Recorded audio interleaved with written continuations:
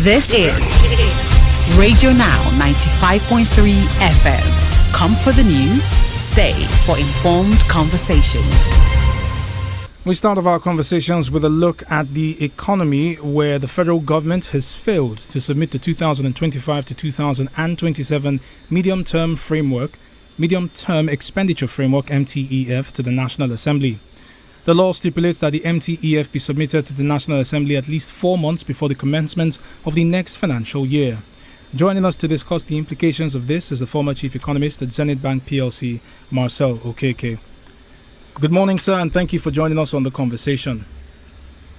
Good morning, Dave, and thank you for having me on again today. You're welcome, sir. What is your reaction to this failure by the federal government? I'm really surprised. Because this is a running foul of a lot of laws. You know, it's running foul a lot of laws. For example, the budget, the MTEF you mentioned, are supposed to have been submitted by the 30th of September latest. And as we speak now, we're almost in the middle of November, and we've not had anything. The irregular handling of the budget is really a very, very wrong, very, very bad signal, to economic agents, to actors in various sectors. And so I'm really surprised. That's my initial reaction to that. But I wonder if you can speak to the implication of this delay in passing the 2025-2027 MTEF, not just on businesses, but also on government spending. This thing to everybody, to every stakeholder, looks like there's confusion. It's confusion, and it sends a very, very bad signal, because everybody, whether here in Nigeria or wherever on the surface of the earth, looks forward to the federal government budget. What is the content? What does it contain? Okay? What are the assumptions? For example, what the exchange rate that be used in doing the budget? What volume of oil production is the government looking at? Okay? And what interest rate is it looking at? What level of inflation is it looking at?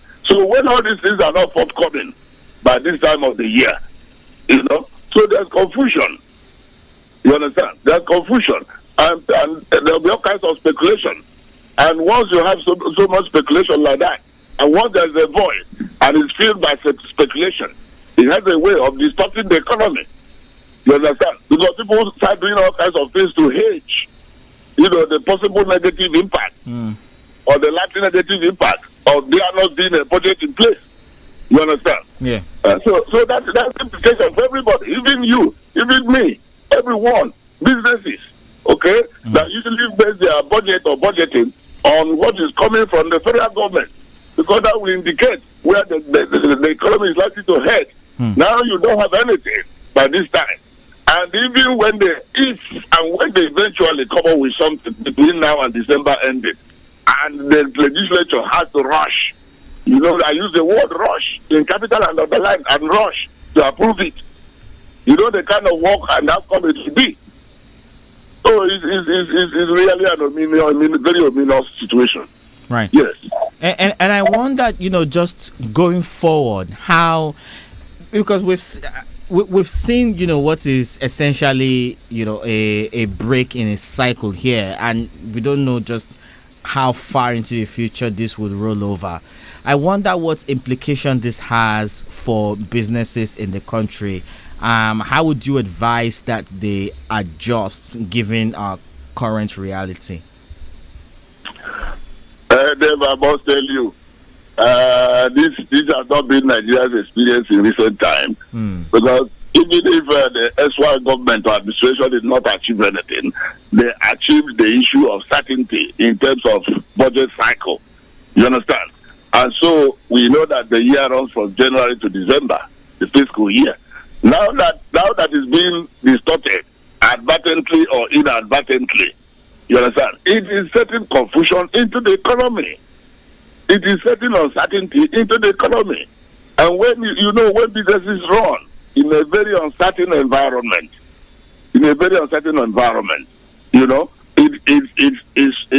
something that causes all kinds of distortions, in terms of what they want to do, what they cannot do, and all that. And a business that wants to continue to exist will begin to do all kinds of things to hedge uncertainty. A risk of uncertainty is a very serious one, even for you as an individual. For life to go on, certain things have to be certain.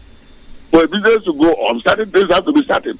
And part of those things about the certain is the budget of the federal government that serves as a guide. Now that there is this void, it's a void.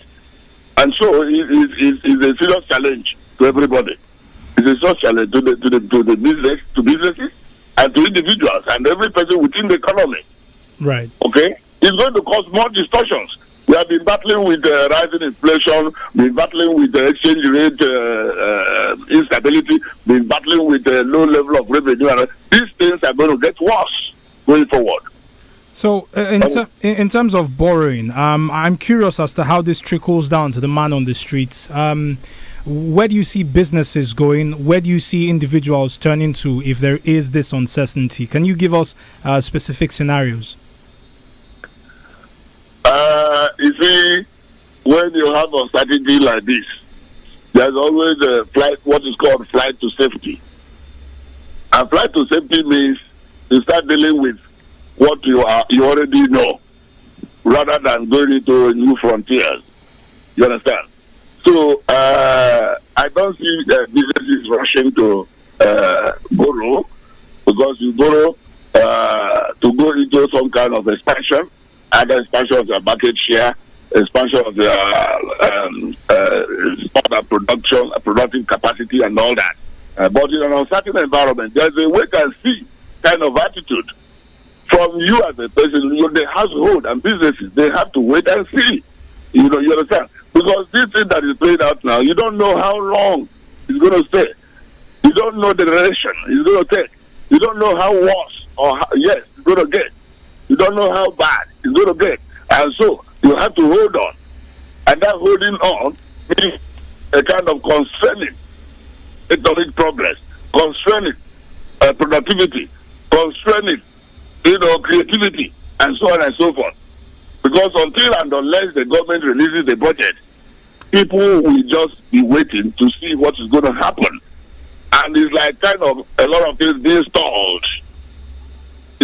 Stagnation, if you like.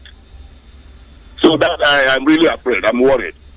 All right, Mr. Okeke, thank you very much for your time on this conversation. Marcel Okeke is the former chief economist at Zenith Bank PLC. He joined us this morning to speak on the failure of the federal government to submit the 2025 to 2027 medium-term expenditure framework to the National Assembly. This medium-term expenditure framework should have been submitted 4 months before the commencement of the next financial year. You're still on to Radio Now 95.3 FM Lagos. The conversation continues in just a moment. This is Radio Now 95.3 FM. Come for the news, stay for informed conversations.